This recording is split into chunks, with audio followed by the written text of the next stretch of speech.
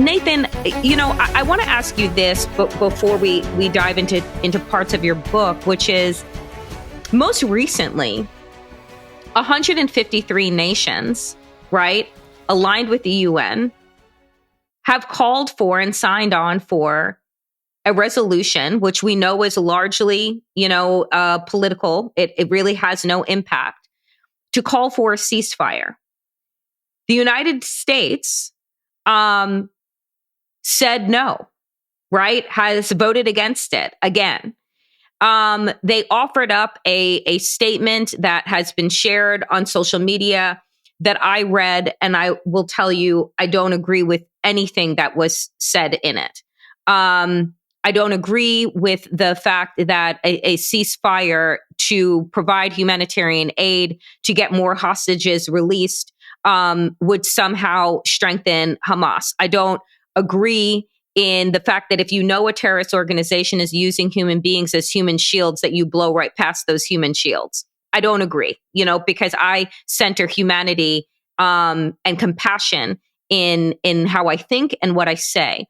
What do you think, though, about the growing calls for a ceasefire in this country and kind of this, what I will refer to as a great awakening that is happening with American citizens that are recognizing for decades where their tax dollars have gone and are seeing in real time, unlike with other wars where you are waiting for networks to funnel in information and images and photographs, they're seeing it in real time all across social media platforms.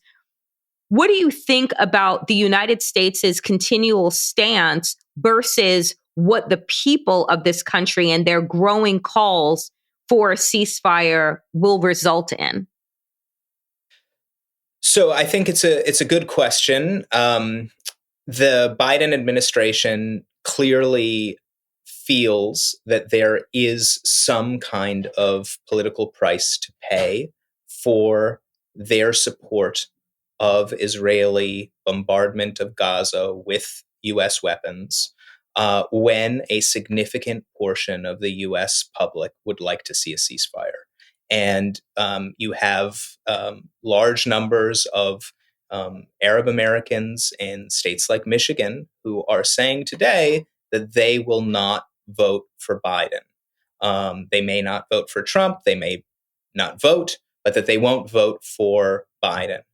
And so I think it's critical that feeling of pressure, that feeling that Biden will pay a price for this policy, that needs to be amped up in order to get to a ceasefire sooner. Because, at present, the discussion is the U.S. is saying they want to push for Israel to end this phase of the war within the next several weeks, and Israel is saying we want several months. And what can change that is if there is a stronger call among Americans for a ceasefire now. So I think it's very important, and it's what every American needs to be doing is to be demanding a ceasefire and making clear that there will be a political price to pay if the leader, the president of the U.S. and the leader of the Democratic Party is supporting Israeli siege of Gaza, starvation of 2 million innocent people of food, fuel, water, and electricity, and this bombardment that is killing so many civilians. Danielle used the word awakening, and I feel like with your book in particular, it's not a polemic. It's a 200-page nonfiction story where you interview individuals and families who are unfortunately brought together due to a tragedy, the tragedy of a school bus that turned over in occupied territory. It's a book that I think if people read, it illuminates like I said, the frustration and the tragedy and the absurdity of the occupation. And it does a word that I hate using it humanizes people. I mean, I always hate using that word because we're all human beings. So, but it humanizes Palestinians, or in the sense they're not perfect, they're flawed people, but they're trying to navigate a frustrating situation, and that's probably why I think, Nathan, your book is so dangerous to some people, because you're kind of detached. It's not a polemic. You just share the facts and you interview people, and it reveals this absurdity that we as the United States fund and support. And so, without giving away too much, tell us about this particular story in this book, and why you decided to spend so much time unpacking this story, which in my opinion is and I hate using this word, a beautiful microcosm of the occupation. Yeah. Oh, thank you very much for that. I mean, that is absolutely what my ambition for the book was to tell a tight story that would actually um, uh, illuminate the entire story of Israel-Palestine. And the way that I do it in this book is I tell about a tragic bus accident that involved a school bus full of kindergartners who live in a walled enclave just a couple miles away from my home in Jerusalem. They're surrounded on three sides by a 26-foot tall concrete wall, and on the fourth side by another wall, which runs through a segregated road, Route 4370, famously known as the Apartheid Road, because it has Israeli traffic on one side, Palestinian on the other, and a giant wall running through the middle of it. So there are about 130,000 people living today in this walled enclave. And half of it has been annexed by Israel formally, half of it has not been annexed. All of it is in a state of utter neglect. No playgrounds, no lanes in the streets, unpaved, very few municipal services, people forced to burn trash in the middle of the street. And they are looking out of their apartment windows straight across on the other side of the wall at gorgeous playgrounds and the manicured grounds of the Hebrew University of Jerusalem, and upper middle class single family homes.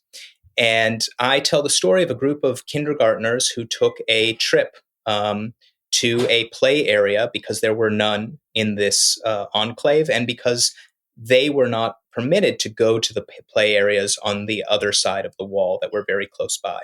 So they took a long and circuitous route, passed through a checkpoint, and were struck by a giant semi-trailer. The bus flipped over, caught fire. 6 Palestinian children died, as well as one of their teachers. And the people who were there at the scene of the accident were the ones who were left to deal with it, because this occurred in an area of utter neglect. Hundreds of thousands of Palestinians living in areas where the Palestinian Authority is not allowed to enter, and Israel basically doesn't go except as a policing force. And so the ordinary bystanders were taking these injured children off of this burning bus and going off in different directions depending on what kind of ID they had.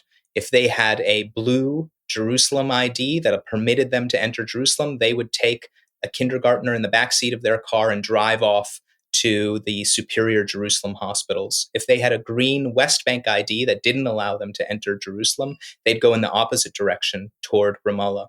And the parents themselves, who live in this walled ghetto, some of them have green IDs, some of them have blue IDs. You have it in the same family, different people with different colored IDs.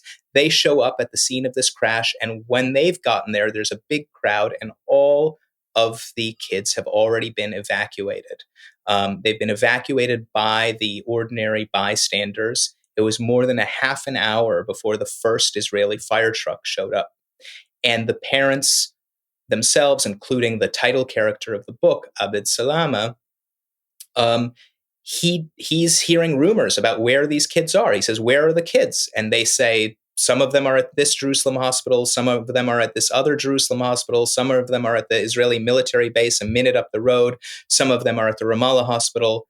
And because he himself has a green ID, he can't go to the hospitals in East Jerusalem or in West Jerusalem. He can't enter an Israeli military base. And so he goes to the Ramallah hospital.